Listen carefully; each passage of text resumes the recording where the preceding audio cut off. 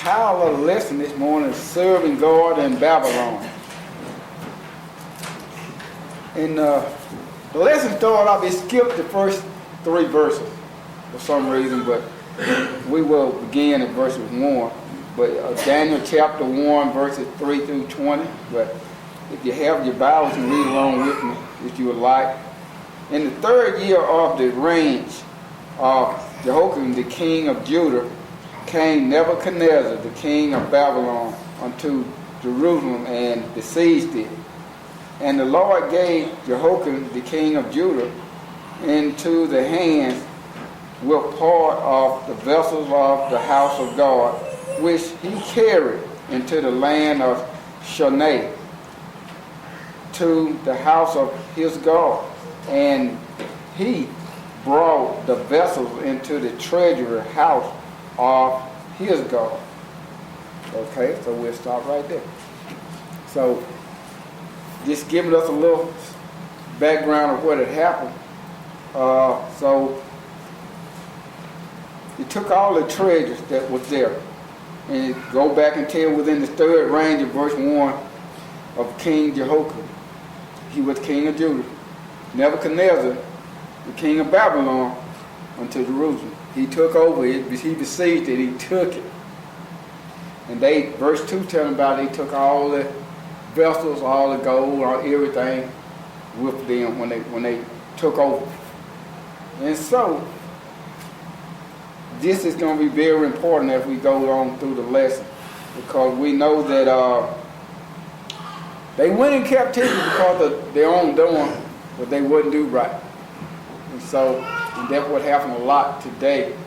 Sometimes people, we look at it and say, well, why I got to go through this? You know, some things, it might not be your fault, but some things are your fault.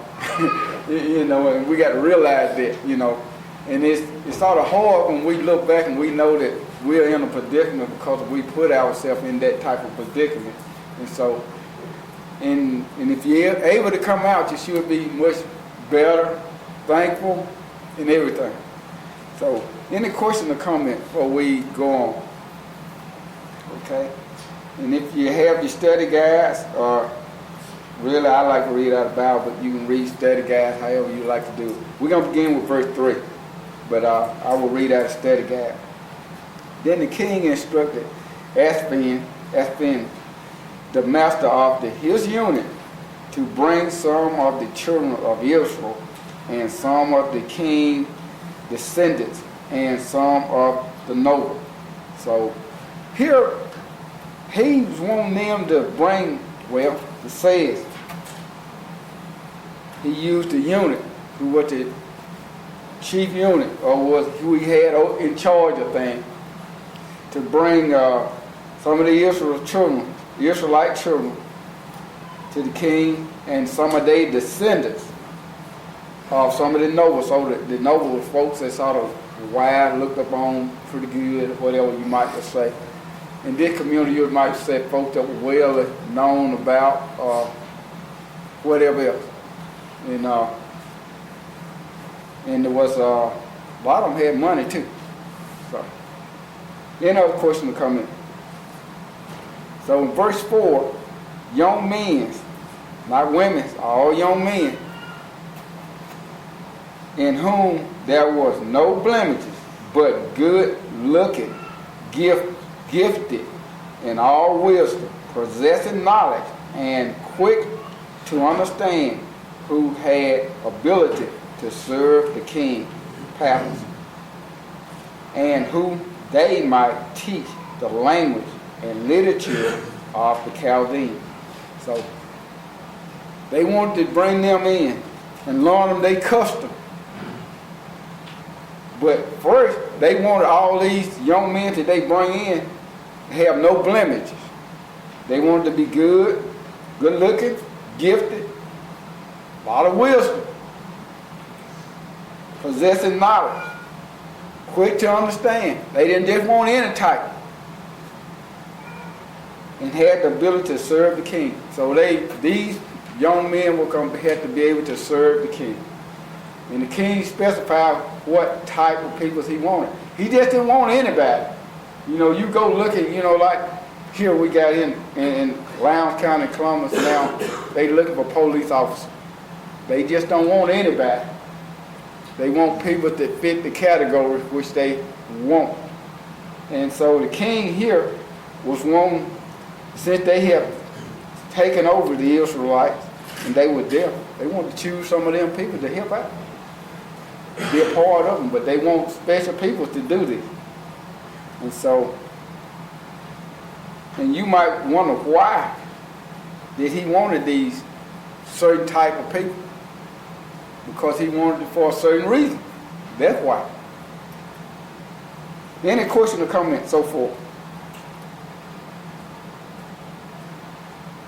And just adding on to this, at the end of verse 4, you know, he was going to teach them, they were going to be taught their language, their literature. In other words, they're going to be taught everything that they knew so that they would be able to perform the duties in the cabinet. You know, we just got a new president. And he putting people in his office who he feel like going to accommodate him and be what's good to him and on his cabinet. And that's what most people do when they select people, to be in that capacity. They want people to do what they want them to do and fit the roles they want them to carry out. Okay, will someone take verses 5 and 6, please? And the king appointed for him a day of provision of the king about the Mount Delicacy. and of the wine which he drank, and 3 years of training for them, so that at the end of that time they might serve before the king. Now from among those of the son of Judah were Daniel, pronounced Ananias. Michael, and whatever, I can't pronounce. Azariah. Okay. Okay, so going back to verse 5, that he was to give them, the unit that was in charge was to provide them with food that the king used, and with the type food that the king eat. Or he wanted them to be spiritual, and he was going to take care of and make sure they got everything they need to be able to perform the abilities that he wanted them to do. You know, he's going to take care of everything. All the fancy food, the wine that he drank, and they were going to have to do this for 3 years before they'd be able to perform these duties for the king. You know, and as we go on, we know the king they're going to make a choice out of some of them. Some of them is not going to be chosen, but in other words, it was several of them chosen, but they select few got chosen. And so 3 years, they was to feed them, train them, educate them, and all this, that they will be able to serve before the king. It's just like, you just don't pick somebody and put them up there and say, hey, look, that's a good looking fellow, we just put him there. No. They was going to be, it seems silly, but you know, a lot of times when people got animals and you want to take them to the sale barn or whatever, get rid of them, they would take these animals and separate them from the other ones and make them feed them real good. Because they can get a better price for them. And I know my daddy used to, coming up in the country and being on the farm, when he got ready to kill a hog, he would take a hog out of the pen with the rest of the hog, what they call a fattening pen, put him in there and let him there in 3 or 4 weeks, maybe a month, just feed him water and corn, get all the impurities out of his system. Then they would kill him. Some of y'all know about it, but yeah. And nothing but water and corn, none of this other stuff. So this was the purification that these young men had to go through for 3 years, that before they met the king or whatever. And otherwise too, they was to drink the king wine, the best of it, the best of the food that the king had. They was going to be fed this while they were there being trained. And so they was going to have everything. And also, you know, and there were 2, 3, 4 Israelites that were mentioned. There were Judah, one on with Daniel, Hananiah, and I have trouble pronouncing that second name, Misael, okay, and Ariza. So these was the Israelite that were chosen, that was there. But Daniel, number one, I don't want to get here. Verses 7 and 8.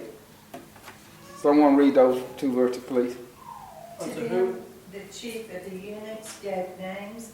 He gave Daniel the name Belteshazzar, to Hananiah, Shadrach, Mishael, Meshach, and to Azariah, Abednego. But Daniel purposed in his heart that he would not defile himself with a portion of the king's delicacies, nor with the wine which he drank. Therefore he requested of the chief of the eunuchs that he might not defile himself. Okay, so these men in verse 7, they changed their name. Well, they gave them another name, which they wanted to call. And so, and they did, verse 7.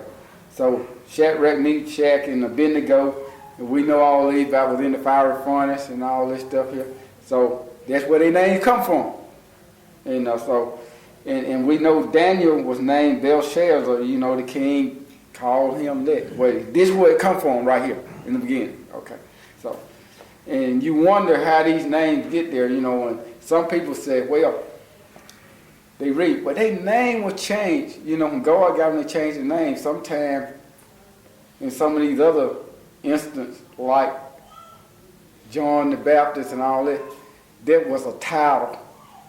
What he did, and some people are confused about God changed the name because that's what he was doing and all this. But these Israelite name was changed because they were in Babylon captivity, and that's what they chose the name called. Those were pagan names, Mm-hmm. and they were taking away their names, which were God's name, Hebrew names, and gave them pagan names, which was really an insult to them. Mm-hmm. Yeah. Because they was in captivity, and when someone got you and got control of you, most times they can do what they want to do to you, and that's what they was doing, what they wanted to do to them. And that's a good point about, you know, shame. It was to make them, help them lose their identity.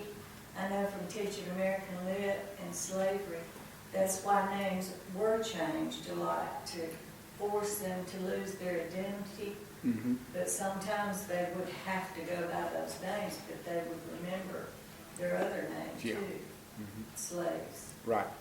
Mm-hmm. Any other question or comment? Okay. So Daniel stood up, and you know, and he didn't want to defile himself with the portion of the king's delicacy, what the king thought was good, and his wine and his food and everything. And so Daniel went to the chief eunuch, and he told him that he didn't want to do that. Also the other, well, I'm getting ahead of myself, but anyway, Daniel went to him and told him that he didn't want to do it. You know, sometimes when you don't want to do something, if you do it in the right amount of way, Daniel didn't go up and just shout and say, I'm not going to do it. and, you know, and everything. He used it in I would say, a calm way. He asked, and then he got it worse. Even though the eunuch knew this could get him in trouble by not doing what the king had told him to do. But we'll just go on and see what it says in the next few verses. Verse 9, God had brought Daniel into the favor and goodwill of the chief of the eunuch. So Daniel had been a good person, so the eunuch saw the light. You know, if you saw the wild, hard-headed stuff, you know, it's a lot of times you won't get some privilege that you might would get because of your attitude and how you act. So, verse 10, and the chief of the eunuch said to Daniel, I fear my Lord, the king, who has appointed your food and drink. For why should he see your face looking worse than the young men who are your age, then you would endanger my head before the king. So, verse 9, back up, Daniel, he had found favor in the unit eye, the chief of the unit. But verse 10 goes on, and the chief unit said unto Daniel, he feared the king. And he said, well, look, he had appointed this food and drink for you all, for why should, he didn't want their faith to look worse than the other young men when the king come to see him, or when he tell them to bring him to see him. So that unit thought the way if they did not eat of this food, they'll be look worse than the other young men. So, but Daniel, the unit said, well, you are endangering me if I don't do this. And so the next few verses Daniel gonna plead with him and tell him why and to give him a chance. But it all come back to the unit found favor in Daniel because he did not have to do this. And then he was putting himself at risk by doing this also. Okay, will someone take the next two verses, please? Then said Daniel to Melzar, and the prince of the eunuchs had said over Daniel, Hananiah, Mishael, and Azariah, prove thy servants, I beseech thee, 10 days, and let them give us pulse to eat and water to drink. Okay. So Daniel pleaded with him. And he wanted to give them, let them drink the food the water they want and the food they want. And which it was going to be more like vegetables and stuff like that. And they didn't want this wine nor this king meat. And and as we go on that it's going to pan out the way that Daniel knew that it would, and also the unit is going to see a difference himself in this, which it goes on in verses number 13. Then let our appearance be examined before you, and the appearance of the young men who eat the portion of the king, delicacy, and as you see fit, so deal with your servant. So Daniel, he put himself on the line here.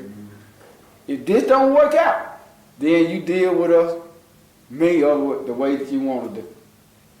So when you put yourself out there, like, you got to be positive what you're doing and know what you're doing, because it can backfire on you.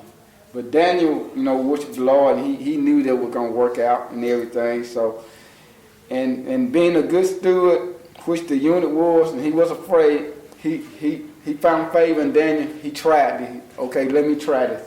10 days. I'm going to let you do this for 10 days. And then if it don't work, Daniel said, well, then you can go back to whatever you want to do. So, 14. So he consented with them in this manner and tested them 10 days. Okay, will someone do 15 and 16, please? And at the end of the 10 days, their country appeared better in first. Then all the children which did eat the portion of the king with Delicacy. read up. Go ahead. Thus measure took away the portion of their meat and wine that they should drink, and gave them cup. Okay. Verse 15.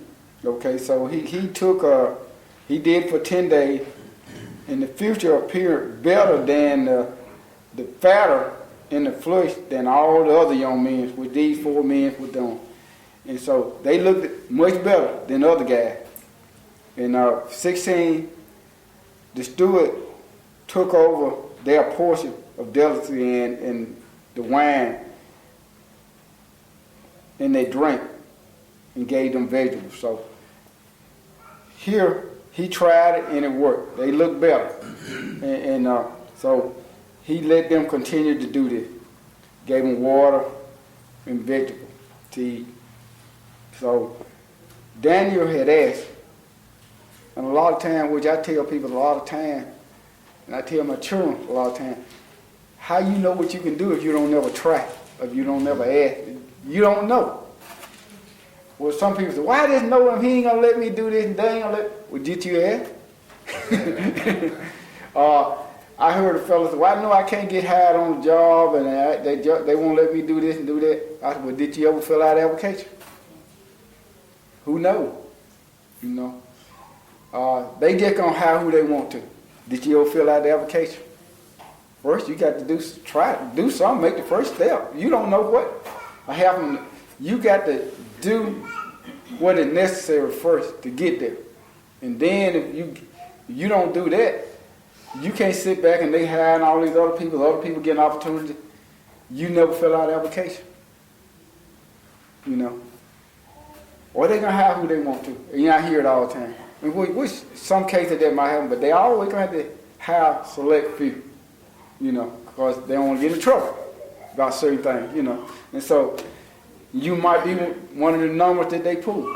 But anyway, Daniel tried, he did, and it worked. Because we know God had found favor in Daniel and everything. We know all that from the beginning. But in our life, he found favor in us also if we do what he asked us to do. Okay? I think we're at verse 17. 17. As for these 4 young men, God gave them knowledge and skills and the literature and wisdom, and Daniel had understanding in all visions and dreams. We know that so great about Daniel. He interpreted so many dreams and everything as he was in captivity. So these young men, now God had did, he put knowledge in them. You know, said, the God is with you, who can be against you? You know, if you put your trust in God and do what God asks you to do, man cannot stop you. And so Daniel, he was the spokesman for these other young men and everything. And so it worked it out for them because he spoke up. And they was willing to follow along, go along. And also the unit, chief unit, he gave them a chance.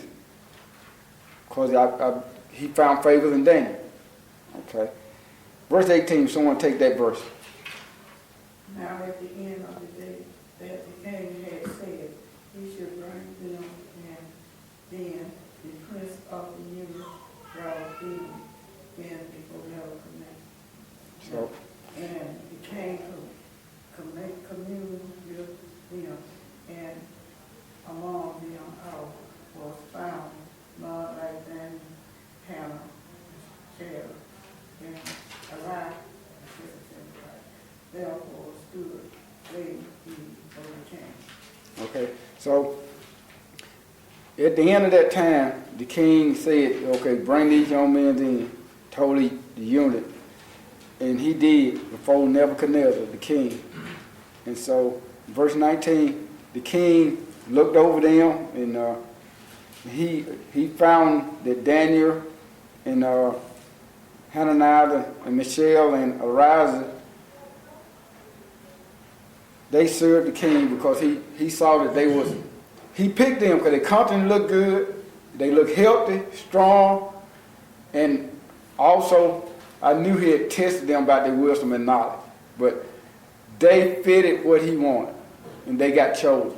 Because this was the whole thing about it. They're supposed to be full of, they learned their language, they learned their laws, and they supposed to had a lot of knowledge and wisdom and was easy to learn.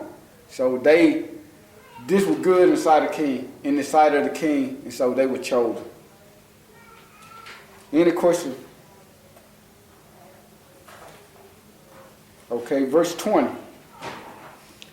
And in all matter of wisdom and understanding about which the king examined them, he found them 10 times better than all the magicians and astrologers who were in all his realm. So these 4 young men, they knowledge and everything was just above 10 times more than the one that he had already there. So that meant a whole lot. You know, sometimes you can just see a person, you know, like I had a discussion with a lady last week, and she was discussing about preaching and teaching. And of course, she's a Baptist, and she said, you know, I like to hear a man that can get them preaching, bring out that way. You know, preaching ain't nothing but teaching. She said, but you got to get up there and, you know, do this, make the folk. I said, I said, you supposed to teach the word. She said, well, she didn't want to hear nobody if they couldn't get all the folks into it. I said, well, it's teaching. That's what it's all about. And she just couldn't understand that. I said, you got to be able to teach. I said, and for the people to understand. I said, all this hollering and getting folks emotional, that ain't got nothing to do with God. But it was hard for her to see that.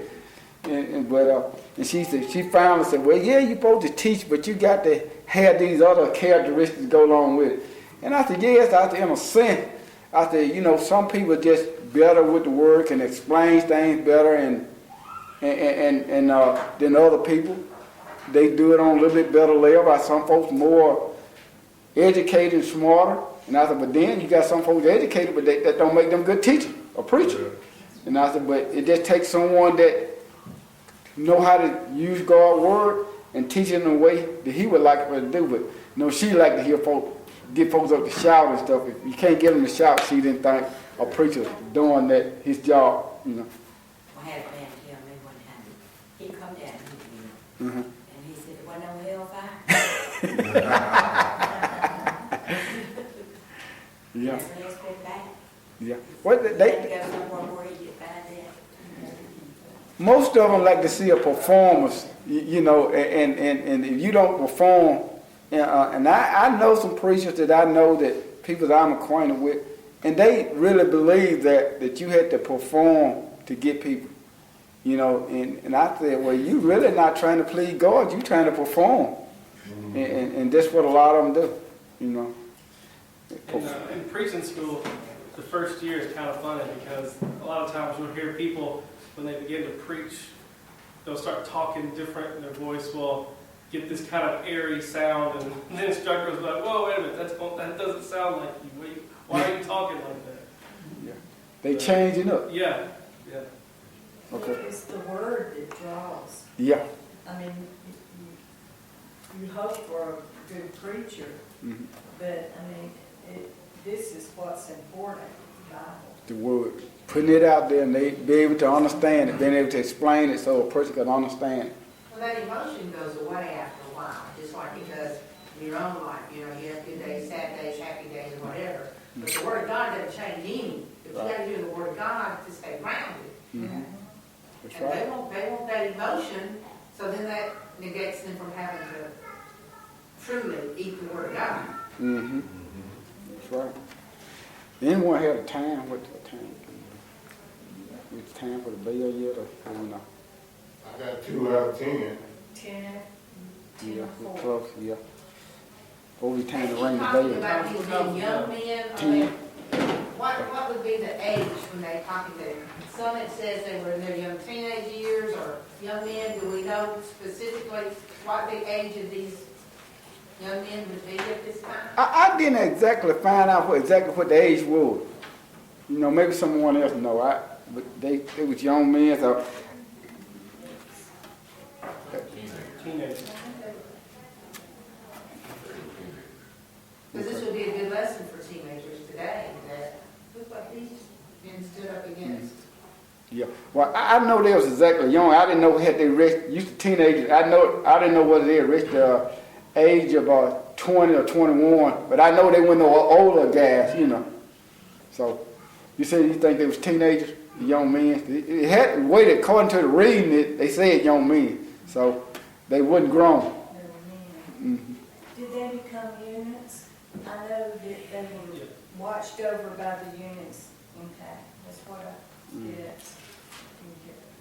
Yeah. So So King probably made him king unit. One of the lessons we learned is, now you say, what does this got to do with nowadays? Today, they did something first before anything ever happened. They had the food set before them, probably offered to idols. And they said, we're not going to do this. Give us this. Then God stepped in. Today, we maybe have a job, but we can't come to church because of our jobs. Once you quit that job and find another one, and look to God, and God may help you do that. So you got to do something. Yeah. God's not going to just step in. We got this opinion of God that He's just an animal to us, that He's going to just do whatever we wish. We have to do something first. They did something first. They stood up and said, we don't want this food.